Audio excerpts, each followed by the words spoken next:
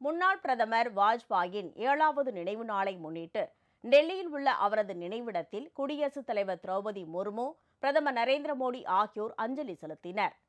இந்தியாவின் பிரதமராக 3 முறை பதவி வகித்த வாஜ்பாய் கடந்த 2018ஆம் ஆண்டு ஆகஸ்ட் 16ஆம் தேதி மறைந்தார்.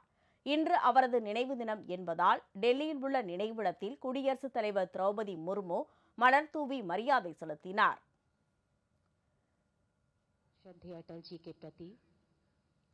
வாஜ்பாயின் நினைவிடத்தில் பிரதமர் நரேந்திர மோடியும் மலர்தூவி மரியாதை செலுத்தினார். அவரைத் தொடர்ந்து சபாநாயகர் ஓம் பிர்லா, மத்திய அமைச்சர்கள் ராஜ்நாத் சிங், ஜே.பி. நட்டா, கிரண் ரிஜிஜு, டெல்லி முதல்வர் ரேகா குப்தா உள்ளிட்டோரும் வாஜ்பாய் நினைவிடத்தில் மரியாதை செலுத்தினர். வாஜ்பாய் நினைவு தினத்தை முன்னிட்டு பிரதமர் நரேந்திர மோடி தனது எக்ஸ் தளத்தில் பதிவு ஒன்றை வெளியிட்டுள்ளார்.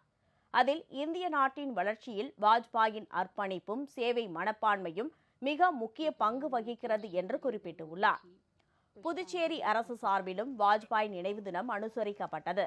புதுச்சேரி நகராட்சி அலுவலகத்தில் அலங்கரித்து வைக்கப்பட்டுள்ள வாஜ்பாயின் உருவப்படத்திற்கு துணைநிலை ஆளுநர் கைலாசநாதன், முதலமைச்சர் ரங்கசாமி உள்ளிட்டோர் மலர்தூவி மரியாதை செலுத்தினார்கள். புதுச்சேரி பிஜேபி அலுவலகத்திலும் வாஜ்பாய் நினைவு தினம் அனுசரிக்கப்பட்டது.